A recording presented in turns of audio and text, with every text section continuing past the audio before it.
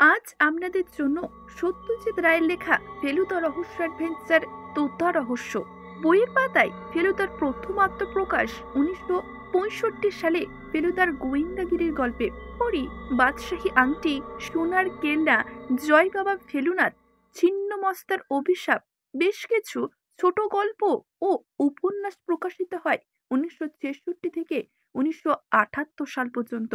সত্যজিৎ রায়ের তোতা রহস্য গল্পটির প্রথম প্রকাশকাল সম্পর্কে কোনো তথ্য পাওয়া যায়নি। বলা বাহুল্য, সত্যজিৎ রায়ের এই গল্পটি অপ্রকাশিত এবং অসমাপ্ত গল্প। গল্পটির প্রধান চরিত্রে ফেলুদা, তোপসে এবং লালমোহন বাবু। গল্প পাঠে আমি সায়ন্তিকা। শুরু হচ্ছে তোতা রহস্যের প্রথম খসড়া।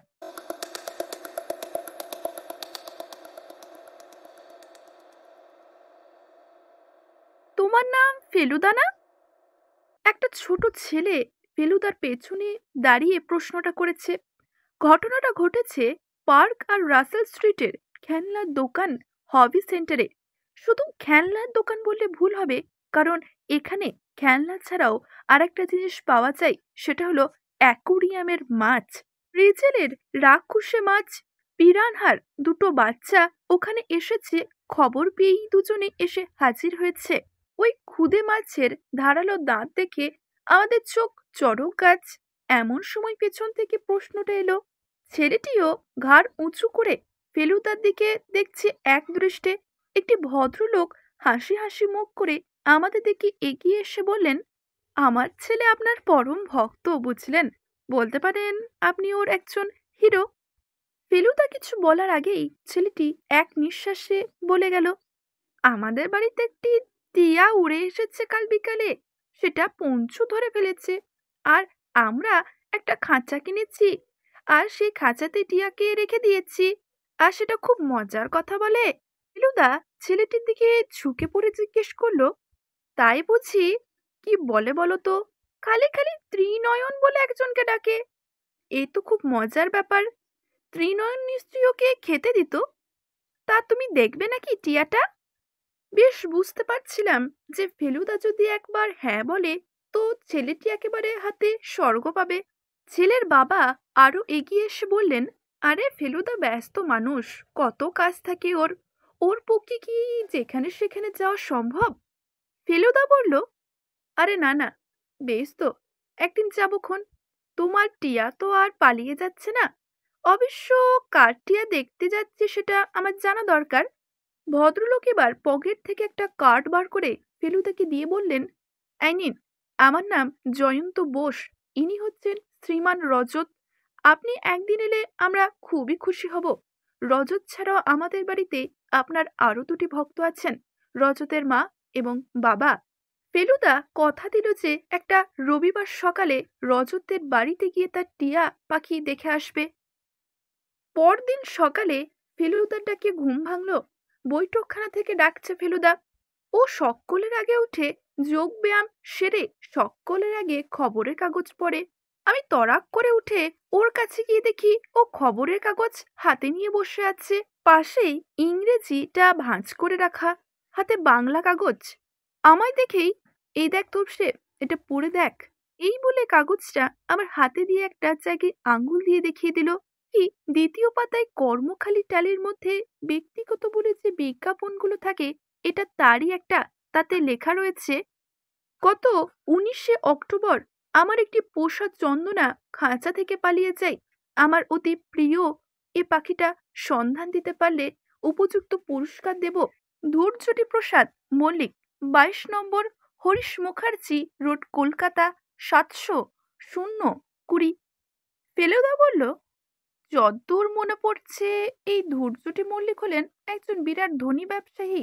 কালীচরণ মল্লিক অ্যান্ড সন্স এর কাপড়ের দোকান ছিল বড় বাজারে। ধূর্যটি সম্ভবত ওই অ্যান্ড সন্স এর একজন। তা ইনি হঠাৎ একটা পাখির শোকে এতটা মরিয়া উঠেছেন কেন, সেটাই হচ্ছে কথা। আমি বললাম, তাহলে তো জয়ন্তবাবুর পাখিটা ফেরত দিতে হবে। সেই রকমই তো মনে হচ্ছে। শ্রীমান রজত খবরটা শুনে খুব খুশি হবে বলে মনে হয় না। দেখি। ফেলুদা উঠে গিয়ে ফোন তুলে জয়ন্তবাবুর নম্বর ডায়াল করলো। টেলিফোনের যা কথা হলো মোটামুটি এই, তোতা রহস্যের দ্বিতীয় খসড়া। বাবা বলেছে তুমি ফেলুদা। কথাটা শুনে পাশ ফিরে দেখি একটা ৮ বছর বয়সের ছেলে ফেলুদার পাশে দাঁড়িয়ে ঘাড় উঁচিয়ে তার মুখের দিকে দেখছে। তার পেছনে দূরে গরম বুশ শার্ট পরা একজন ভদ্রলোক হাসি মুখে আমাদের দিকে দেখছেন। বোধহয় তিনি তার বাবা। ভদ্রলোক এগিয়ে এসে ফেলুদাকে বললেন, আমি আপনি বোধহয় একই সেলুনে চুল ছাটাই, সেখানেই আপনাকে দেখেছি। আসলে আমার ছেলে আপনার খুব ভক্ত, তাই আপনাকে চিনিয়ে দেবার লোভ সামালতে পারলাম না।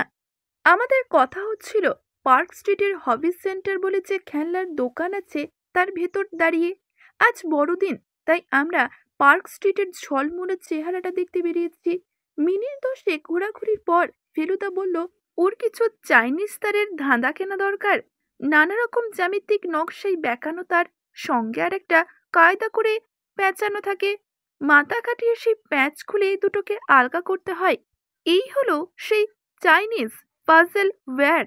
এর খোঁজেই হবি সেন্টারে আসা, আর সেখানেই ফেলুদার এই ক্ষুদে ভক্তের সঙ্গে দেখা। ফেলুদা ছেলের বাপের কথা শুনে হেসে ছেলেটির দিকে তাকিয়ে বলল, আমি না হয় ফেলুদা, তোমার নামটি কি সেটা তো জানতে পারলাম না। ছেলেটি ফেলুদার কথা জবাব না দিয়ে বলল, আমার টিয়া কোথায় গেছে বের করে দিতে পারবে? ভদ্রলোক হেসে উঠলেও মনে হলো সেটা খানিকটা তার অপ্রস্তুত ভাবটা ঢাকার জন্য।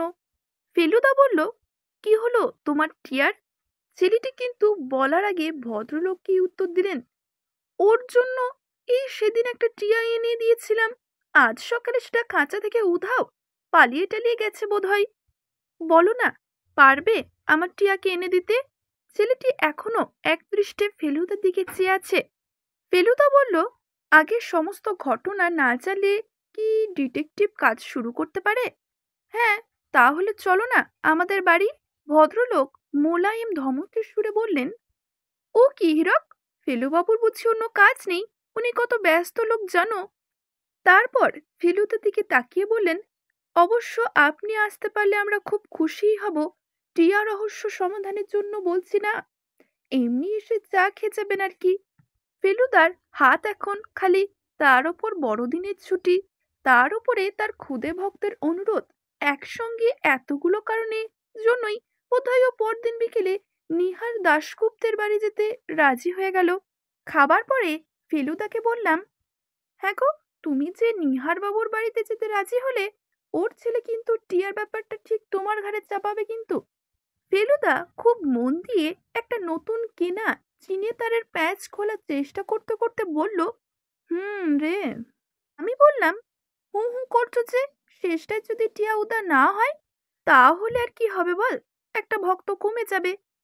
ফেলুদা বিড়বিড় করে মন্তব্য করলো, আমার কিন্তু ব্যাপারটা ভালো লাগছে না।